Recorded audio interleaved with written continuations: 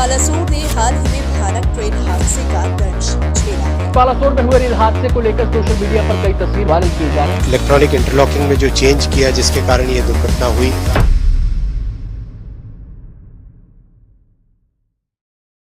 देखिए ये है इंडिया का मैप। इसके अंदर ओडिशा के अंदर है बालासोर डिस्ट्रिक्ट, और बालासोर डिस्ट्रिक्ट के अंदर एक रेलवे स्टेशन है, बहनागा बाजार रेलवे स्टेशन। 2 जून 2023 को 3:20 पर train number 12841 Coromandel express Kolkata के शालीमार रेलवे स्टेशन से निकलती है, और इस ट्रेन को अगले दिन यानी कि 3 जून 2023 को 4:50 पे चेन्नई पहुंचना था। वहीं दूसरी तरफ ट्रेन नंबर 12864 जिसका नाम है हावड़ा एक्सप्रेस, ये बैंगलोर से एक दिन पहले यानी कि 1 जून 2023 को 10:35 पे ऑलरेडी बैंगलोर से निकल चुकी होती है, और इसको 2 जून 2023 को शाम को वेस्ट बंगाल के हावड़ा जंक्शन पे पहुंचना। दोनों ट्रेन अपने अपने टाइम से निकलती हैं, और दोनों ही ट्रेन को बहनागा स्टेशन पे रुकना ही नहीं था, और जब ट्रेन को रुकना नहीं होता है स्टेशन पे तो वो अपनी फुल स्पीड में स्टेशन क्रॉस करती है। 6:50 के करीब Coromandel express 128 kilometre per hour की स्पीड से इस स्टेशन के करीब पहुंचती है। इस रेलवे स्टेशन पे टोटल 4 रेल ट्रैक थे, जिनमें से 2 मेन लाइन थी और 2 लूप लाइन थी, और कोरोमंडल एक्सप्रेस अप लाइन पे ट्रैवल कर रही थी। मान लो किसी ट्रेन का हेडक्वार्टर हावड़ा है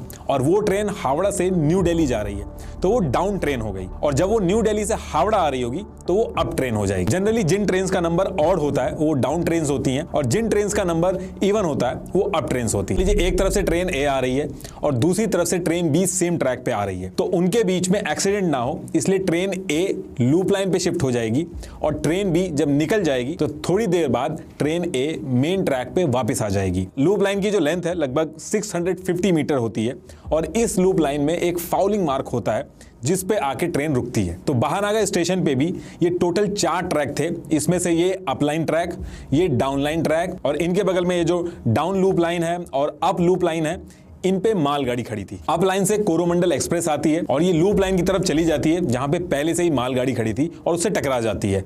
टकराने के बाद 21 डब्बे ट्रैक से उछल जाते हैं, और उसमें से 3 डब्बे उछल के दूसरे ट्रैक पे आ रही हावड़ा एक्सप्रेस के 2 डब्बों पे जाके लगते हैं। इस एक्सीडेंट की वजह से अभी तक 288 लोगों की जान चली गई है और 803 इंजर्ड हैं। जो इस एक्सीडेंट के सर्वाइवर हैं उनका कहना है कि ट्रेन सैकड़ों माइग्रेंट लेबरर्स, स्टूडेंट्स और डेली वेजेस वर्कर्स से भरी पड़ी थी। शाश्वत गुप्ता जो कोरोमंडल एक्सप्रेस में ट्रैवल कर रहे थे, उनके हिसाब से कोच 90 डिग्री तक हवा में उछल गया था। करीब 7 बजे शाम को ये एक्सीडेंट होता है। उसके कुछ देर बाद ही national disaster relief force NDRF की 9 टीम्स, जिसमें से 300 रेस्क्यूअर थे, वो वहां पहुंच जाते हैं। थोड़ी देर में मेडिकल ट्रेन्स भी वहां पे पहुंच जाती। ट्रेन के ड्राइवर के हाथ में ट्रेन का रूट चेंज करना या डायरेक्शन देना नहीं होता है। जो स्टीयरिंग्स भी आप देखते हो ट्रेन के अंदर, ये सिर्फ स्पीड कम और ज्यादा करने के लिए होता है। एक्चुअल में ट्रेन की डायरेक्शन स्टेशन के ऑफिस से कंट्रोल की जाती है।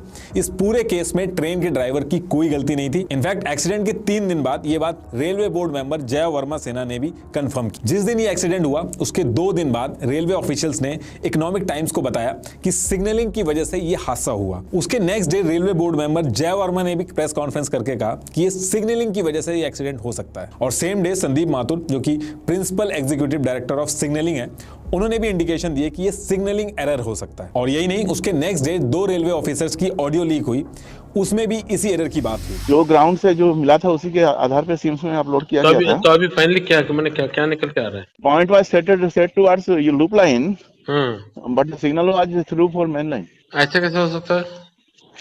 एसएनटी वाला अगर कुछ मैनिपुलेट करेंगे तो हो सकता है।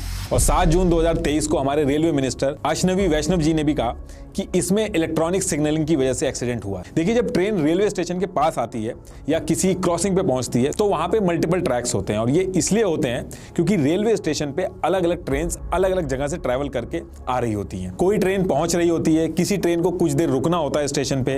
ये जो आप देख रहे हैं जहां से ट्रेन ट्रैक चेंज करती है, इसको पॉइंट कहते हैं, और इसके बीच में ये जो ट्रैक हिलता हुआ देख रहे हैं, इसको पॉइंट मशीन से एडजस्ट करके ट्रेन का ट्रैक चेंज किया जाता है। देखिए, जब ये जुड़ जा रहा है तो सीधा जा रही है ट्रेन, और जब ये हट जा रहा है तो ट्रेन ट्रैक चेंज कर दे रही है। तो पहले इस पॉइंट मशीन की जगह मैनुअली एक आदमी लीवर को एडजस्ट करके ट्रैक चेंज करता है। इन लीवर्स के थ्रू जो आदमी ट्रैक चेंज करता है उसको पॉइंट मैन बोलते हैं। रेलवे स्टेशन से सारे रूट को एनालाइज करके ये जो पॉइंट मैन है इसको इंस्ट्रक्शन दिए जाते हैं, और पॉइंट मैन देखता है कि वहां पे रूट खाली है या नहीं है, या फिर कोई ट्रेन खड़ी है वहां पे, और उसके बाद वो लीवर से ट्रैक चेंज कर देता है और हरा झंडा या लाल झंडा जो जरूरत होती है वो दिखा देता है, और ट्रेन जो है वो अपनी डायरेक्शन चेंज कर देती है। अभी भी ये इंडिया के कुछ स्टेशन में यूज होता है, करीब 100 ऐसे स्टेशन हैं इंडिया के अंदर जहां पे ये पुराना मेथड यूज होता है, लेकिन बाकी सब जगह पे इसको रिप्लेस कर दिया गया है और उसकी जगह पे इलेक्ट्रॉनिक इंटरलॉकिंग सिस्टम यूज होता है। इलेक्ट्रॉनिक इंटरलॉकिंग सिस्टम का भी सेम काम है। ये सिस्टम ट्रेन किस डायरेक्शन में जाएगी इसको मैनेज करता है। इलेक्ट्रॉनिक इंटरलॉकिंग सिस्टम में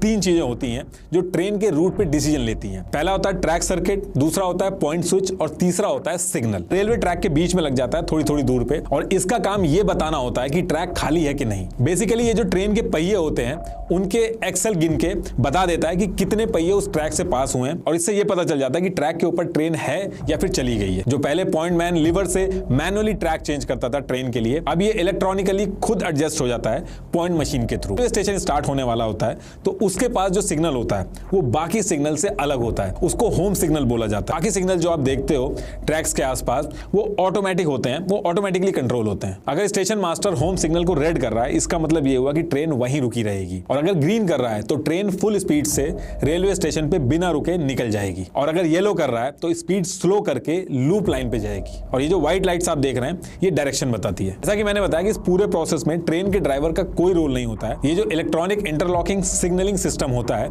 ये रिमोटली कंट्रोल्ड होता है, जिसको रेलवे स्टेशन के सेक्शन ऑफिस से signal man, section control officer और सेक्शन कंट्रोल हेड्स कंट्रोल करते हैं और सेक्शन कंट्रोल हेड्स मैनेज करते हैं। एक इलेक्ट्रॉनिक बोर्ड होता है, उससे वो ट्रेन का रूट सेट कर देते हैं और ऑटोमेटिकली सारा काम अपने आप हो जाता है। अब आते हैं उस दिन पर जिस दिन एक्सीडेंट हुआ था।